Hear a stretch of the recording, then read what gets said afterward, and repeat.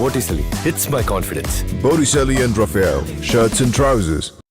தாவேகா தலைவர் விஜய் அம்பேத்கர் புத்தக வெளியீட்டு விழாவில் பேசிய பேச்சுகள் அரசியல் களத்தில் அதிர்வினைகளை உண்டாக்கியுள்ளது.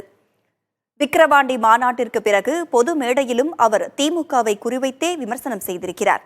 இதற்கு வலுவான எதிர்வினைகள் எழுந்துள்ளன. இங்க நம்ம தமிழ்நாட்டில் வேங்கை வயல்னு ஒரு ஊர்ல என்ன நடந்துச்சுன்னு நம்ம எல்லாருக்குமே தெரியும். சமூக நீதி பேசுற இங்க இருக்கிற அரசு அதுக்கு எந்த விதமான ஒரு நடவடிக்கை எடுத்த மாதிரியே எனக்கு தெரியலையே. இவ்வளவு காலங்கள் தாண்டி, இத்தனை வருஷங்கள் தாண்டி ஒரு துரும்ப கூட கிள்ளி போடலையே. நீங்க உங்களோட சுயநலனுக்காக பல வழிகளில் பாதுகாத்து வரும் உங்கள் கூட்டணி கணக்குகள் அனைத்தும் 2026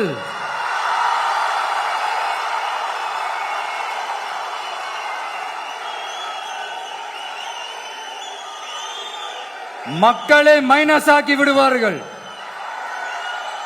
மக்களே மைனஸ் ஆக்கி விடுவார்கள்.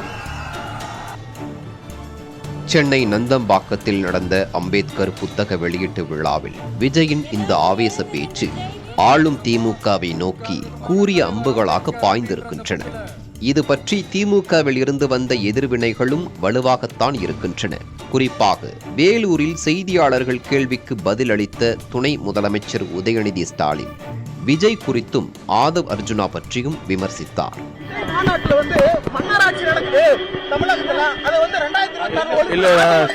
சினிமா செய்திகள் நான் பாக்குறது இல்ல. சினிமா செய்திகள் பாக்குறது இல்ல. யாரு கேட்க பொறுப்பால மக்கள் தேர்ந்தெடுத்து முதல்வர் அந்த அறிவு கூட இல்ல அந்த ஆளுக்கு. திமுக எம்பியும் கட்சியின் துணை பொதுச் செயலாளருமான கனிமொழியும் திருச்செந்தூரில் நடைபெற்ற கூட்டத்தில் பங்கேற்ற போது 200 தொகுதிகளில் வெற்றி நிச்சயம் என்று கூறியுள்ளார். ஒடுக்கப்பட்ட மக்களுக்காக தொடர்ந்து செயல்படக்கூடிய ஒரு ஆட்சி என்பதை ப்ரூவ் பண்ணியிருக்கக்கூடிய, நிரூபித்து காட்டி இருக்கக்கூடிய ஆட்சி நம்முடைய ஆட்சி.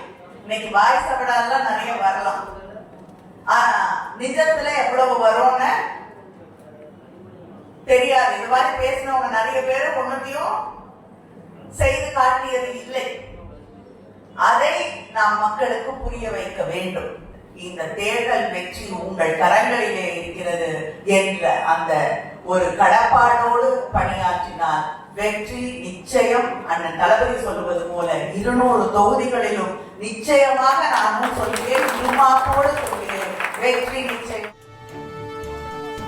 விஜயின் பேச்சு குறித்து அரசியல் விமர்சகர்கள், எழுத்தாளர்களின் பார்வை வேறு விதமாக இருக்கிறது.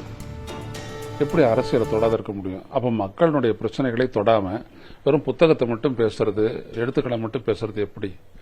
அம்பேத்கரனுடைய எந்த உரிமை குரலை ஒரு பிரதிபலிச்சாரோ, அந்த புத்தகத்தில் இருக்கக்கூடிய கட்டுரைகள், திருமாவளவன் அவர்கள் உள்ளிட்ட அந்த பேட்டிகள் இதெல்லாம் பிரதிபலிச்சதோ, அதே உரிமை குரல் தானே வந்துட்டு இங்கே தமிழ்நாட்டிலையும் அவர் சொன்னார், வேங்கை வயலை வச்சு சொன்னார்.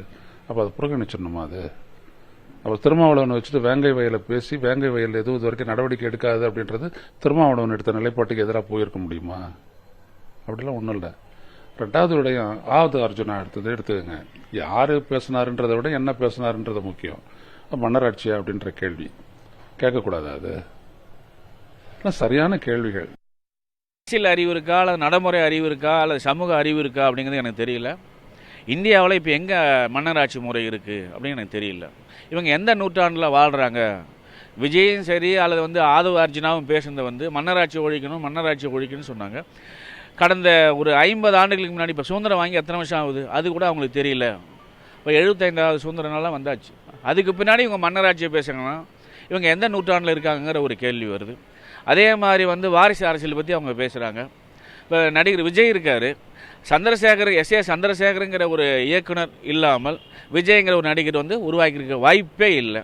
அப்போ ஒரு வக்கீலுடைய மகனாக வரும்போது, ஒரு சினிமா டைரக்டருடைய மகன் இன்னொரு சினிமா நடிகராகவோ இயக்குனராக வரும்போது, ஒரு அரசியல்வாதி மகன் சினிமாவில் வர அல்லது அரசியலில் வர்றது ஒரு குற்றம்னு பேசுகிறது ஏற்கத்தக்கதில்லை. உங்களுடைய பின்புலத்தை நீங்கள் சிந்திச்சு பார்க்கணும் நான் கேட்டுக்கிறேன். 2026 சட்டமன்ற தேர்தலை முன்னிறுத்தி கட்சிகள் காய் நகர்த்த தொடங்கி இருக்கும் நிலையில் விஜயின் வார்த்தைகள் அரசியல் களத்தின் திசையை சற்று மாற்றி இருக்கின்றன.